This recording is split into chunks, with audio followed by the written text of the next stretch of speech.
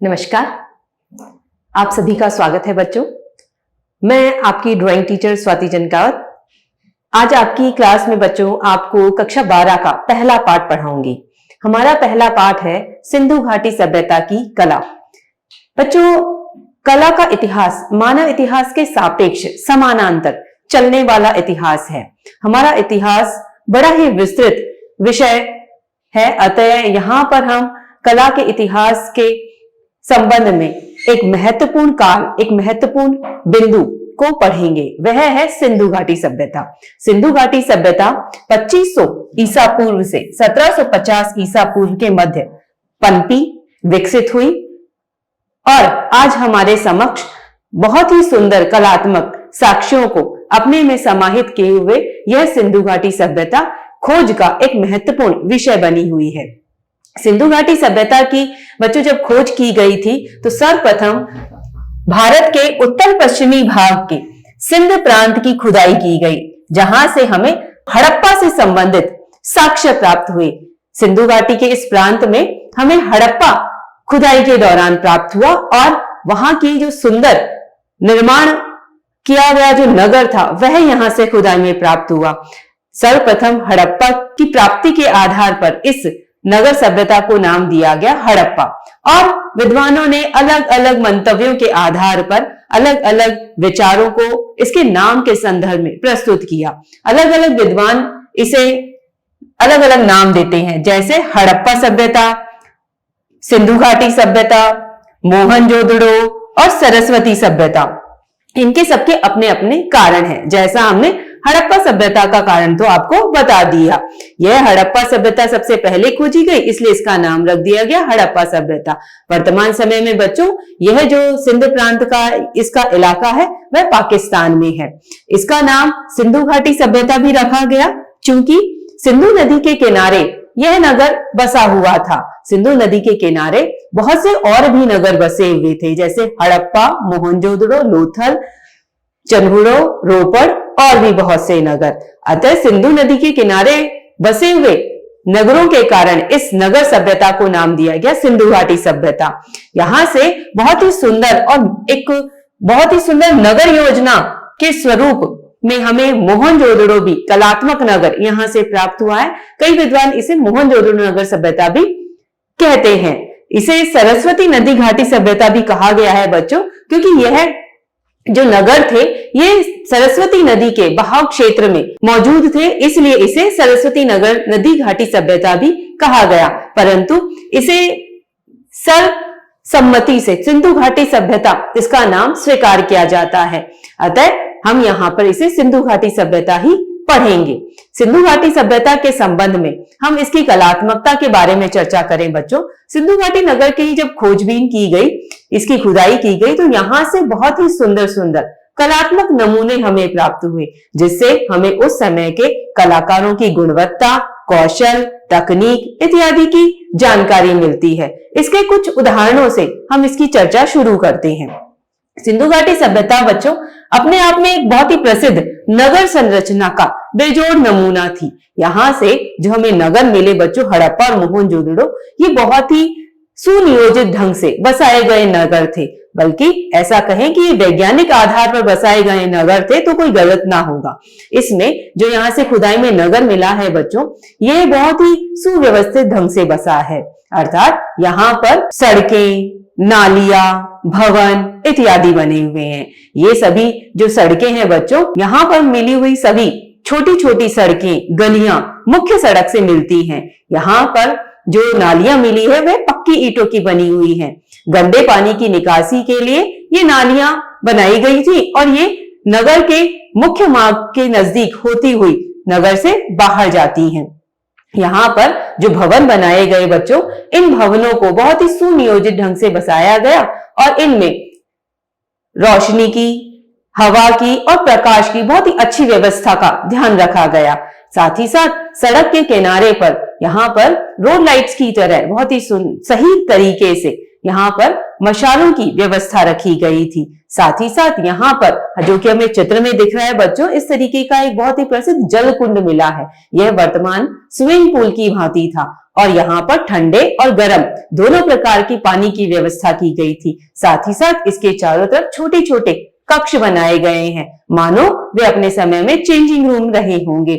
यह जो जलकुंड बनाया गया बच्चों, इसमें आज के स्विमिंग पूल की जैसी चमकीली टाइल्स यहाँ पर काम में ली गई थी।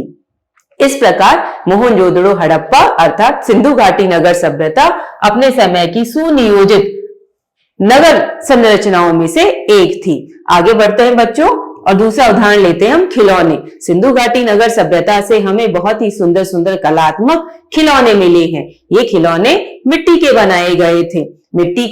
मिट्टी के खिलौने बनाकर उन्हें पकाया गया है। इन खिलौनों में बच्चों अलग अलग तरीके के पशु पक्षियों की आकृतियां बनाई गई हैं, जिनमें बैल, बजने वाली चिड़िया इत्यादि प्रमुख हैं। साथ ही साथ इसमें मातृ देवी की मूर्ति मिट्टी की बनी हुई मूर्तियों में विशिष्ट मानी जाती है। इनमें छकड़े, बैलगाड़ियां, मिट्टी के मटके, चूल्हे जैसे बहुत सारे और भी खिलौने बनाए गए हैं। जैसा हमारे इस चित्र में यह गाड़ी दिखाई दे रही है, इस तरीके के खिलौने यहां से मिले हैं। ये थे उस समय की खिलौने बनाने की कलात्मकता।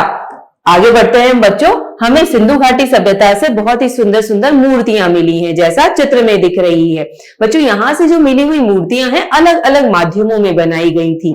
ये हमें धातु से बनी हुई भी प्राप्त हुई हैं।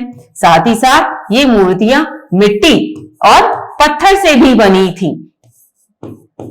यहाँ पर धातु से बनी हुई मूर्ति का यह नर्तकी का एक बेजोड़ उदाहरण हमारे समक्ष उपस्थित है। साथ ही साथ पत्थर से बनाई गई मूर्तियों में यह पुजारी की मूर्ति भी बहुत विशिष्ट है। इनके अंग प्रत्यंगों को देखकर, आंख, नाक और शारीरिक बनावट को देखकर हम उस समय के मूर्ति कलाकार की गुणवत्ता का अंदाजा लगा सकते हैं। अगला उदाहरण लेते हैं बच्चों हम औजार। इस नदी घाटी सभ्यता से हमें बहुत से औजार भी देखने को मिले, जैसे चित्र में दिखाई दे रहे हैं। ये औजार किसी न किसी कार्य के लिए प्रयुक्त किए जाते थे। अतः इस समय में भी जो यहाँ के कलाकार थे वो औजारों का प्रयोग करते थे। ये साक्ष्य उस समय के हमें सप्रमाण प्राप्त होते हैं। साथ ही साथ यहाँ से हमें बहुत से बर्तन भांडे भी मिले हैं। बर्तन भांडे यहाँ पर मिट्टी के और चीनी मिट्टी के दोनों ही प्राप्त हुए हैं। यहाँ पर बनाए गए जो बर्तन थे बच्चों, इन बर्तनों को पकाया भी गया है। यहाँ के इन बर्तनों को देखकर, जैसा कि चित्र में दिख रहे हैं, इस समय की जो चाक प्रणाली है, चाक पर बनाए जाने वाले जो बर्तन बनाने की कला है, उसका हमें पता चलता है। साथ ही साथ ये जो बर्तन थे, इन पर सुंदर सुंदर चित्रकारी भी की गई थी। अलग अलग रंगों में ज्यामितीय आकारों के साथ साथ फूल पत्ती वनस्पति के आकारों का भी चित्रांकन इन बर्तनों पर हमें देखने को मिलता है। इसके अलावा बच्चों यहाँ से हमें बहुत से आभूषण भी मिले हैं। ये जो आभूषण थे ये बहुमूल्य रत्नों के बनाए गए थे। साथ ही साथ ये मिट्टी के मनकों से बनाए भी गए थे। इन आभूषणों में बच्चों नाना प्रकार के आभूषण हमें मिले हैं। इनमें पायल, करधनी, विभिन्न प्रकार के हार, अलग अलग डिजाइन के हार, चूड़ियां, बाजूबंद, कर्णफूल, झुमके जैसे बहुत से सुंदर सुंदर हार यहां से मिले हैं। इन आभूषणों को सीपियों, मोतियों जैसे विभिन्न प्रकार के माध्यमों से भी बनाया गया था। यहां से बच्चों हमें विभिन्न प्रकार की मुद्राएं अर्थात मोहरे, सिक्के भी मिले हैं। ये जो मोहरे और सिक्के थे बच्चों, ये व्यापारिक उद्देश्य से विशेष रूप से काम में लिए जाते थे। साथ ही साथ ये उस समय की संपन्नता का भी एक प्रतीक यहां से प्राप्त होता है। ये जो मोहरे थी बच्चों, अलग अलग आकार प्रकार की, 1, 1.5 और 1.25 इंच की भी ये मोहरे मिली हैं। साथ ही साथ ये जो मोहरे हैं बच्चों अलग अलग आकार में बनी हुई थी। ये अंगूठी के आकार की भी बनी हुई थी, तो संभवतया उसे एकत्र रखने के लिए अंगूठी के आकार की इन मोहरों को काम में लिया जाता था। यहां तक कि ये जो मोहरे हैं बच्चों सील की भांति भी काम में ली जाती, जैसे वर्तमान में स्टैंप या सील लगाई जाती है चीजों पर, ऐसे भी इनको काम में लिया जाता था।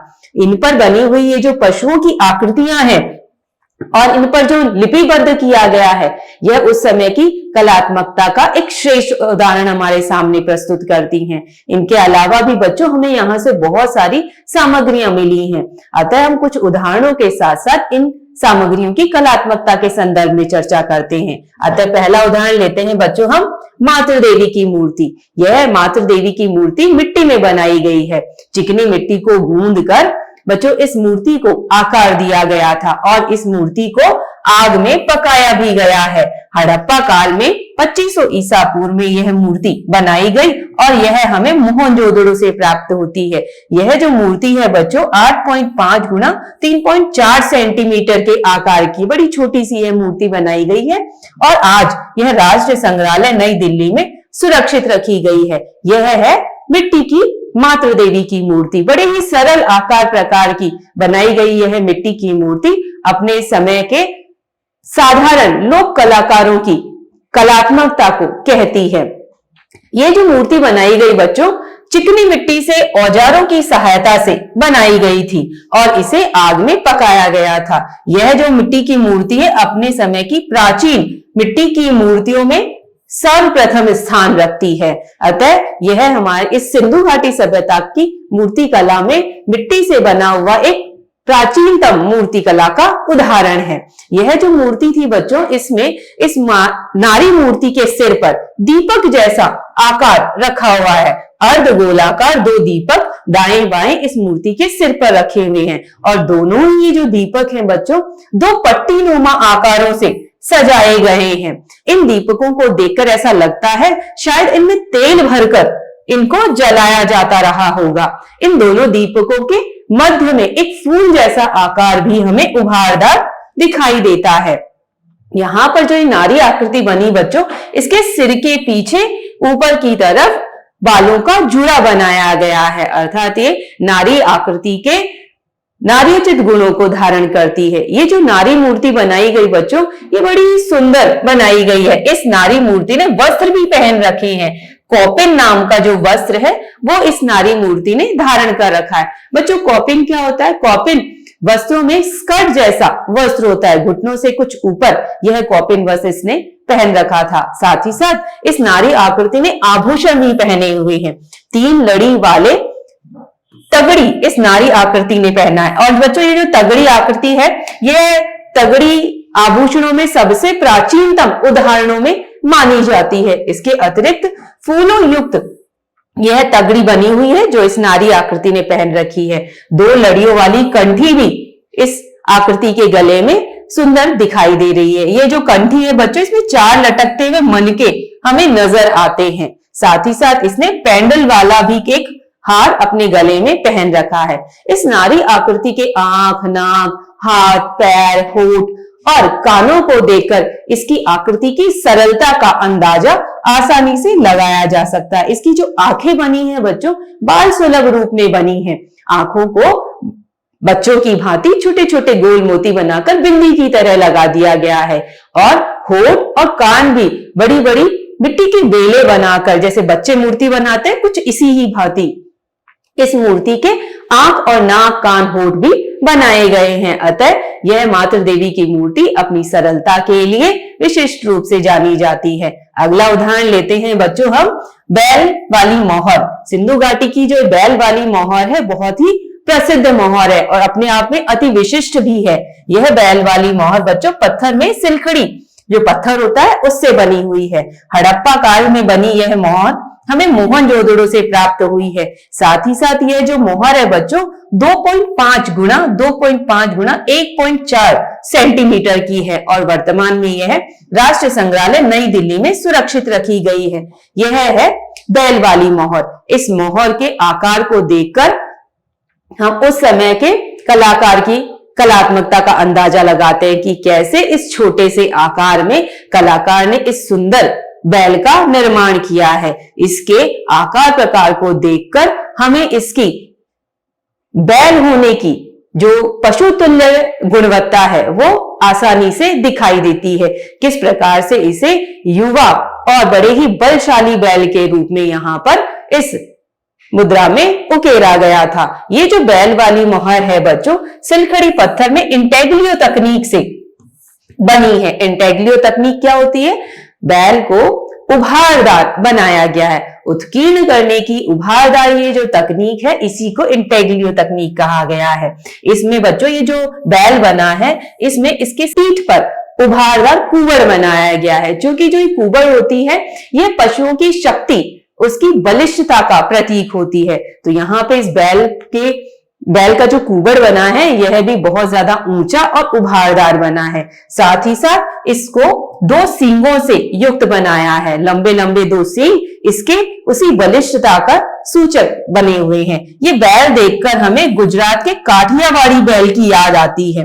तो ऐसा ही ये काठियावाड़ी बैल हमें यहाँ पर दिखाई देता है। यह जो बैल है बच्चों, इसमें इसकी गर्दन सलवटदार लटकती हुई भारी भरकम दिखाई देती है। साथ ही साथ इसके जो अंग प्रत्यंगों की बनावट है बच्चों, एक युवा बैल, यौवन युक्त बैल का उदाहरण प्रस्तुत करती है। इसकी बलिष्ठता, इसका शौष्ठव, शक्ति, सामर्थ्य हमें इसके अंग प्रत्यंगों से दिखाई देता है। किस प्रकार से इसमें तनी हुई इसकी मांसपेशियां और इसका पृष्ठ भाग बनाया गया है। इससे हमें इसकी शौष्ठव और सामर्थ्य, बलशालिता का पता चलता है। यह जो बैल वाली मोहर है बच्चों, हड़प्पा काल में व्यापारिक उद्देश्य से काम में ली जाती थी। व्यापारिक उद्देश्य से कैसे? व्यापार की दृष्टि से सामान आयात निर्यात किया जाता था बच्चों, उसे सुरक्षित रखने के लिए, जैसे वर्तमान में सील लगाते हैं, ऐसे ही हड़प्पा काल में भी सील के रूप में इस मोहर को काम में लिया जाता था। अगला उदाहरण लेते हैं हम, स्टोरेज जार। मिट्टी का बना हुआ यह स्टोरेज जार, नाम से ही, शीर्षक से ही हमें पता चल जाता है कि सामान के संग्रहण के हेतु प्रयुक्त किया जाता था। यह जो स्टोरेज जार है, कच्ची मिट्टी से बनाया गया है और इसे आग में भी पकाया गया था और यह हड़प्पा काल में बनाया गया था बच्चों। यह हमें हड़प्पा नगर से ही प्राप्त होता है। यह जो स्टोरेज जार है, 21 सही 3/4 इंच का बना हुआ प्राप्त होता है। साथ ही यह हमें राष्ट्रीय संग्रहालय नई दिल्ली में सुरक्षित देखने को मिलता है। और यह है बच्चों स्टोरेज जार का चित्र। इस स्टोरेज जार के चित्र को ही देखकर हम उस समय के बर्तन निर्माण कला का अंदाजा लगा लेते हैं कि कैसे उस समय में बड़े आकार के ये बर्तन बनाए जाते थे और इन पर सुंदर सुंदर चित्रकारी भी की जाती थी। मिट्टी का बना हुआ यह बर्तन उस समय की चाक कला परंपरा का उदाहरण प्रस्तुत करता है। इसे देखकर हम उस समय के कुम्हार द्वारा प्रयुक्त किए जाने वाले चाक की तकनीक का अंदाजा लगा सकते हैं कि कैसे उस समय में कुम्हार चाक पर इन बर्तनों को बनाता था और बनाने के बाद में उन्हें सुसज्जित भी करता था। तो यह मिट्टी से चाक द्वारा बनाया गया एक बड़े बर्तन की रचना है। साथ ही साथ इसमें बच्चों बर्तन के ऊपर एक बहुत ही सुंदर चमकदार पॉलिश की गई है। पॉलिश के साथ साथ उसको रंगीन चित्रों से सजाया गया है। पैनल्स के रूप में इसमें चित्र बनाए गए थे और इन चित्रों में बच्चों ज्योमेट्रीय और वनस्पतिक डिजाइन अर्थात फूल पत्तियों की डिजाइन इसमें बनाई गई थी। तो ये था हमारा बच्चों स्टोरेज जार। अगला है हमारा गले का हार, जिसे हम नेकलेस भी बोलते हैं। बच्चों ये जो गले का हार है, मूल्यवान हरे पत्थर के बने हुए उदाहरणों में से एक है। यह हड़प्पा काल में बना था बच्चों, लेकिन यह हमें मोहनजोदड़ो की खुदाई में मिला है। इसमें 30 बीज, 6 बड़े बेलनाकार बीज और 3 लॉकेट जॉक मजबूत डोरी में डाले गए हैं। यह जो हार है वर्तमान में राष्ट्रीय संग्रहालय नई दिल्ली में सुरक्षित रखा गया है और यह है गले के हार अर्थात नेकलेस का चित्र। इस चित्र को देखकर, इसकी चमक और इसके आकार को देखकर हम अंदाजा लगाते हैं कि उस समय में जो आभूषण निर्माण करता थे वो कितने सुंदर आभूषण बनाते होंगे। यहाँ पर हरे रंग के मूल्यवान पत्थर की जो चमक है वो हमें इस आभूषण में दिखाई देती है। ऐसे सुंदर 3 पेंडल जैसे आकार इसमें लटकते हुए हमको नजर आते हैं, जो इसकी जो गुणवत्ता और डिजाइन है उसके बारे में बताते हैं। यह जो हार है बच्चों, यह हमें सिंधु घाटी जीवन की कलात्मकता और संपन्नता के प्रतीक रूप को उजागर करता है कि कितने संपन्न और कलात्मक उस समय के लोगों का जीवन रहा होगा। साथ ही साथ उस समय में बच्चों मोतियों की कंठियां, माला, हार, चूड़ियां, कान के आभूषण, विभिन्न प्रकार के आभूषण पहने जाते थे। ये सभी हमें उस समय की उत्तम शिल्पकारिता का आभास कराते हैं, जैसा कि अभी हमने बात की थी। अगला बच्चों, ये जो सभी उदाहरण हैं हमें सिंधु घाटी सभ्यता कालीन लोगों के उन्नत जीवन के बारे में, जो उनकी उन्नत और कलात्मक जीवन था उसकी जानकारी देते हैं। साथ ही साथ उस समय की धातु ढलाई कला, तक्षण कला और चित्रकारी की जानकारी हमें इन साक्ष्यों से मिलती है। शुरुआत में बच्चों हमने जब मूर्ति कला की बात की थी तो हमने बताया था आपको एक धातु की नर्तकी की मूर्ति, वह जो नृत्यांगना की मूर्ति थी उसके आधार पे हम यह कह सकते हैं कि जो सिंधु घाटी सभ्यता के लोग थे वह धातु ढलाई कला से, तकनीक से भली भांति परिचित थे। साथ ही साथ वह जो पुजारी की मूर्ति थी वह पत्थर में तक्षण कला का एक बेजोड़ उदाहरण है। अभी जो हमने स्टोरेज जार के बारे में चर्चा की बच्चों, वह उस समय की सुंदर चित्रकारी का एक बेजोड़ नमूना है। अतः इस समय में बहुत ही सुंदर कलात्मक वस्तुएं मौजूद थी जो कि उस समय के लोग प्रयुक्त करते थे। इन्हीं सभी चीजों से हमें उस समय की विभिन्न सांस्कृतिक गतिविधियों, सांस्कृतिकता के बारे में पता चलता है। परंपराओं, रीति रिवाज, रहन सहन, जीवन यापन, जीवन शैली के बारे में ये सभी साक्ष्य सप्रमाण हमारे सामने प्रस्तुत हैं। साथ ही साथ ये सभी उदाहरण हमें उस समय की आध्यात्मिकता की भी जानकारी देते हैं कि किस प्रकार से वे सभी जो सिंधु घाटी लोग थे आध्यात्मिक जीवन में भी बड़े ही उन्नत थे। उस समय की मिली मातृ शक्ति अर्थात मिट्टी की बनी वह मातृ देवी की मूर्ति इसका एक उदाहरण है। यहां से प्राप्त पशुपति शिव की जो मोहर है वो इस समय की शैव शक्ति का एक उदाहरण है। ऐसे ही हमें यहाँ से नंदी और पवित्र पीपल वृक्ष जैसे भी बहुत से साक्ष्य मिले हैं जो इस समय की नगर सभ्यता में सबसे संपन्न इस नगर सभ्यता के साक्ष्य स्वरूप हैं। अतः बच्चों, यह थी हमारी सिंधु घाटी सभ्यता जो कि अपने आप में बहुत ही विशिष्ट और अद्भुत संपन्नता लिए हुए नगर सभ्यताओं में एक है। बच्चों, हमारा पाठ यही समाप्त होता है। ये पाठ आपके लिए बहुत ही उपयोगी है बच्चों, और यह हमेशा हमें हमारे कोर्स में देखने को मिलता है। इसे ध्यान से पढ़ें, यह बहुत ही उपयोगी है आपके लिए परीक्षा की दृष्टि से भी। हमारा पाठ यही समाप्त होता है बच्चों। अब हम अगले पाठ में मिलेंगे, तब तक के लिए नमस्कार, धन्यवाद।